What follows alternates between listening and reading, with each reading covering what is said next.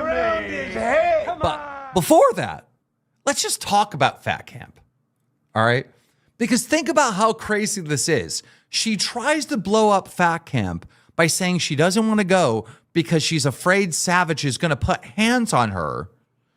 But then Becky ends up going to Fat Camp and puts hands on Roxy. Make that make sense.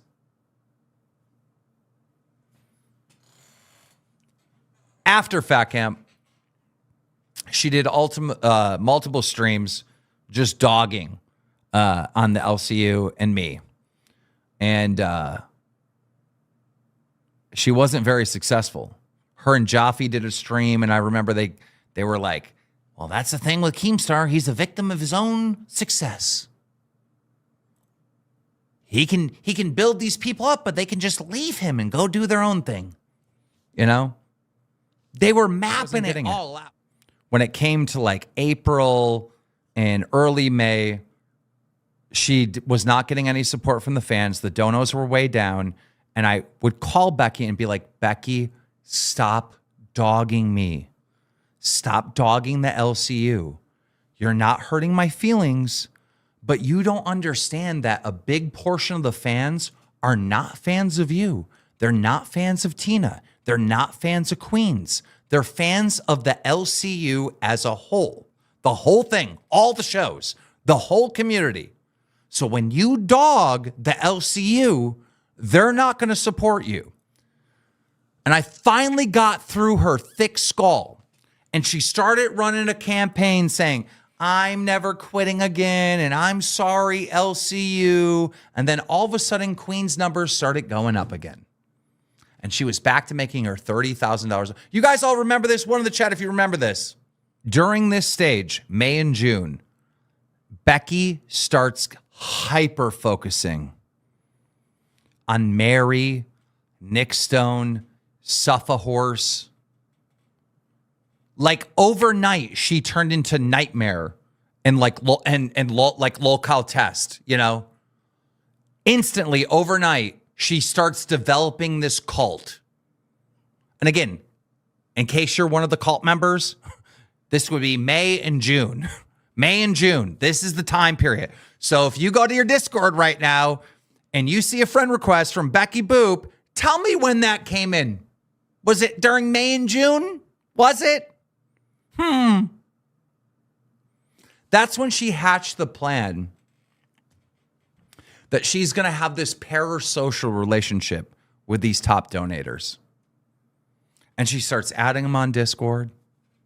She starts befriending them. The entire content is about Suffa Horse, Suffa Horse, Suffa Horse, Nick Stone, Nick Stone, Nick Stone, Nick Stone. Nothing entertaining's going on. Really suffered. Then she moved into the next stage of her plan. She started dogging me and dogging the company. This is at the time that we hired Rastov. You can go back and look at the clips. Oh, Keemstar doesn't know what he's doing. The reason why Queens is failing is because Live is failing. The reason why Queens is doing bad is because Keemstar's an idiot and hired Rastov. The reason why Queens is doing bad is because the fucking redirect is coming from a failing show. At the time Becky was saying these things, every single night on Queens, we had a record month in revenue. We made $71,000 in a single month with Rastov. It was all bullshit, but it was part of the plan. It was part of the plan. So she started taking off days. And we didn't care that she took off days. Okay, you're having a mental health day, take off, right? Then it was her uncle passed away. She wanted an entire week off. And I said, well, for an uncle that you barely know? She told us she barely knew this uncle, right? That he wasn't close. And I go, well, why don't you just take Friday off and then take the weekend off and then take Monday off? Then you only lose 2 days and you have 4 solid days off. And she's like, okay, no problem. And then she took those 4 days off. Then the following week, after the uncle passed away, I got a phone call from her. and she was trying to take a night off. I believe it may have been on a Thursday or something, or maybe it was a Friday. I don't know. I gave her a little pushback on that on the phone. And thank God Boogie and Rastov were on this phone call with me. Thank God. But I said something along the lines like, Becky, what are you doing? You're taking so many days off. Like, what are you doing? You know? I knew something was up.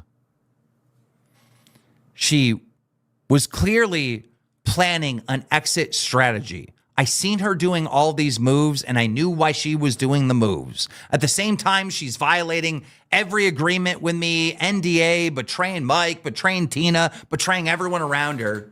And I'm just watching her do all these moves. But in that phone call, all right, I really gave her a lot of pushback on the days.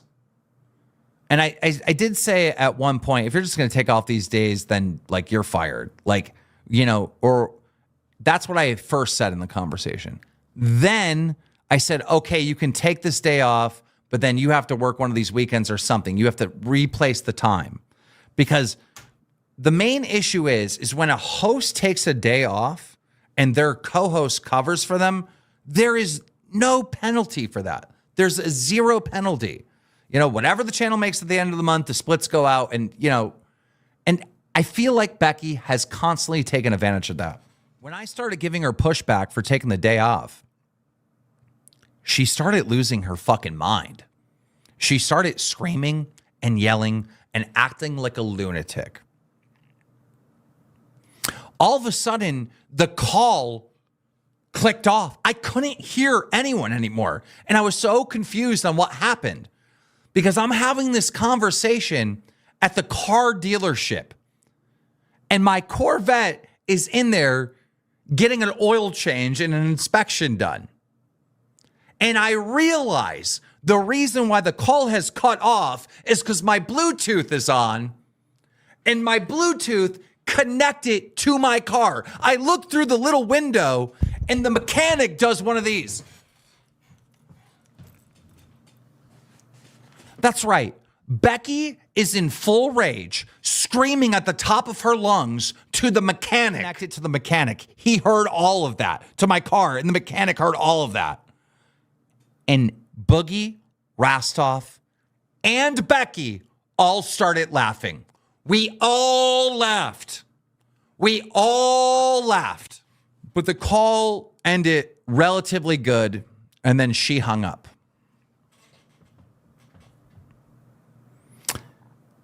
I eventually got my car oil changed and all that, and I drove home.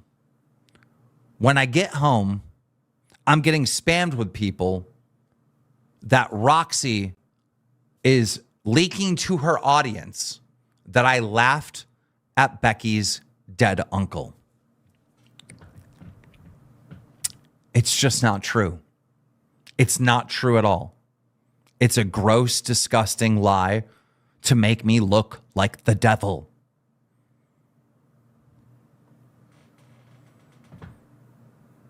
Thank God I have two witnesses.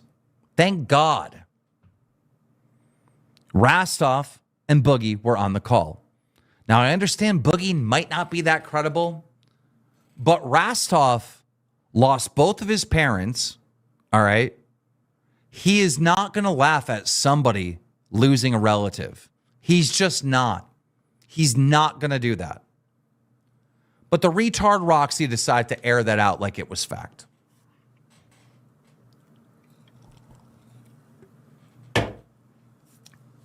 Later, I found out that Becky was in Roxy's ear saying a lot of shit. Told Roxy that, you know, I laughed at her dead uncle and made her believe it. Remember when Becky and Tina and Mike were cracking jokes about Roxy's husband that was sick and on his deathbed? Becky convinced Roxy in this manipulation tour she was doing of Roxy's brain. She convinced Roxy that Mike wrote her a script to make those jokes on her dying husband. She broke the NDA multiple times. She defamed me, slandered me to get our employees to quit, and then hired them, the ones that she got to quit, to do a competing network that was a direct copy of the LCU. This lawsuit would be absolutely bulletproof. And we've saved everything and documented everything, but I have no interest in suing anyone. She went out of her way to really destroy this company, hurt this company, and to copy it to a T. The exact same business model. It goes down to the little borders and how you do the borders. She called her show Supreme Queens. She said some of the most heinous fucking shit to Ken, to Tina, to everyone. I mean, the shit she has done is pure evil. I don't have a better word for it. With all the licks that she's given me and all the evil shit that she's done, I had to get my lick back. We told Becky that we were thinking about bringing her back with a $2,500 sign-on bonus.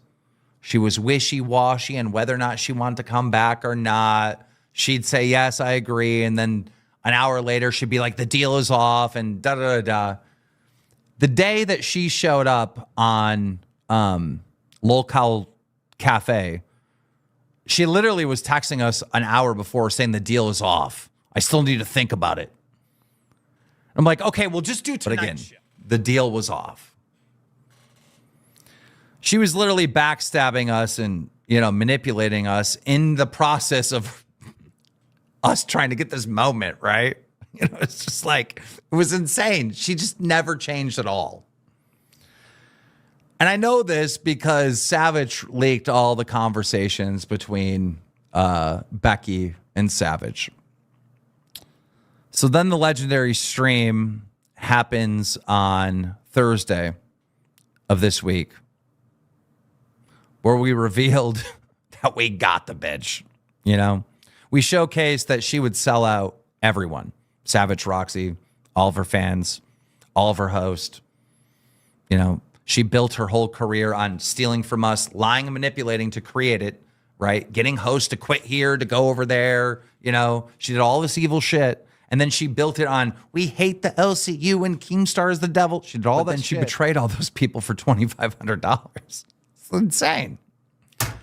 Once she realized the gig is up, she blocked me.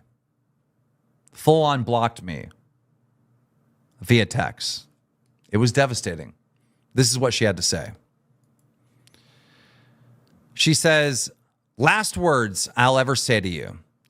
This is how you killed Etika. Okay. Well, let's just stop there for a minute. This is not the first time Becky has made this claim that I killed Etika. She also said this to Tina, and Tina leaked that. Instead of her taking accountability of the horrible shit that she has done, she resorts to shit like this. Baiting the sewer slide, if you will. But she said, last words I'll ever say to you, this is how you killed Etika. You actually are the fucking devil. You have no soul, and you are legitimately a psychopath. I could have ended say, guess what? The devil never wins. The light will always overpower the dark. I feel bad that you have to live your life without a heart, but I will overpower you, and you will never, ever win because I have God on my side. You're now blocked. Goodbye.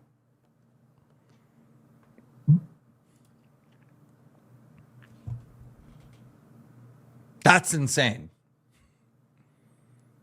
That's just, I don't know what to say to that. If anything remotely like that happened, I would be fucking devastated and heartbroken.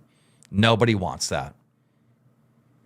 And I know Xylie's famous saying, like, she wouldn't care. I know Xylie enough. She would care.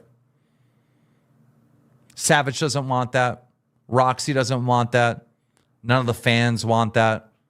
Richie's here. Richie doesn't want that. Nobody fucking wants that at all.